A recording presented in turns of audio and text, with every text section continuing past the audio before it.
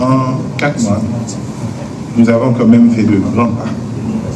D'abord, avec le Conseil présidentiel, nous avons établi le comité de pilotage qui lancera le mardi 12 novembre, lancera ses premières activités. Mais surtout, nous avons eu la bonne nouvelle hier que nous avons pu sécuriser le financement adéquat pour permettre au comité de faire son travail.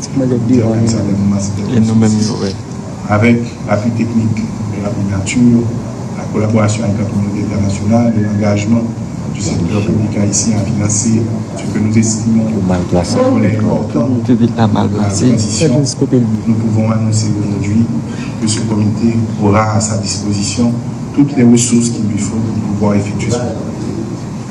Nous avons pu aussi en 7 mois mettre sur pied le conseil électoral, bien que n'ayant consentement, mais nous sommes convaincus que le conseil présidentiel travaille d'arrache-pied pour pouvoir assurer que le conseil a toutes les capacités qu'il lui faut pour pouvoir avancer très vite dans le mandat qui lui a été donné. Ces 2 chantiers envoient un signal très clair aux politiques. Malgré la crise sécuritaire, nous allons avancer vers les élections. Nous nous sommes engagés à le faire et nous allons le faire.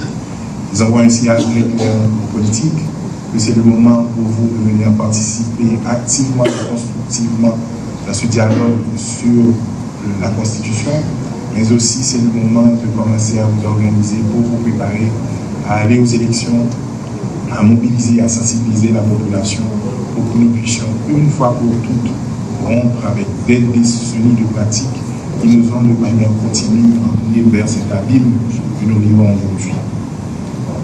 Ainsi, avec le lancement de la conférence nationale dans le comité de pilotage, dont les résultats des assises serviront également à la révision constitutionnelle, le processus référendaire électoral devant s'achever entre le début et la fin de 2025 est lancé vers l'aboutissement de la transition au 7 février 2026 avec les élus à la gouvernance du pays, dont un président élu et un président ou une présidente élue évidemment.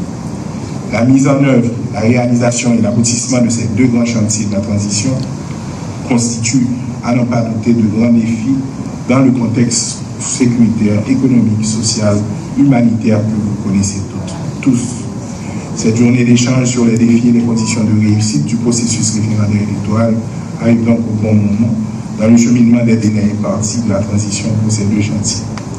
Dans mes discussions bilatérales, je sais qu'il y a souvent beaucoup de scepticisme sur les élections l'année prochaine dans le contexte de crise où nous vivons. Ma réponse est toujours la même. Nous n'avons pas le choix.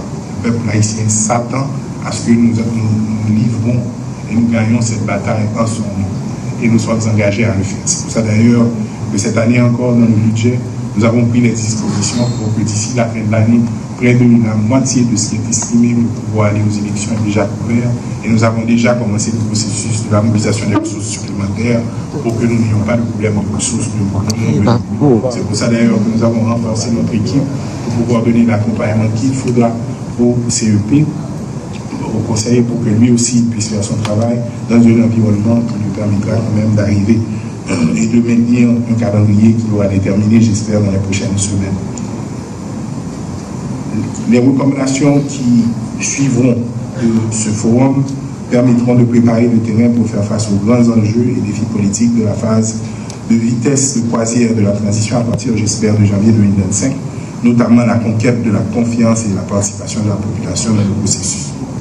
Plus que jamais, je pense qu'il est important que les 2 branches de l'exécutif développent des attitudes cohésives, consensuelles et coordonnées pour résoudre dans une large mesure les questions sécuritaires et humanitaires afin de permettre à toute la population, dont les déplacés en âge de voter, de jouir et d'exercer conformément et librement leurs droits et devoirs aux citoyens tels qu'ils seront garantis par la Constitution révisée, la Déclaration universelle des droits humains et son pacte relatif aux droits civils et politiques, la Déclaration américaine des droits de l'homme ainsi que la Convention des Nations unies contre toute forme de discrimination à l'égard des femmes.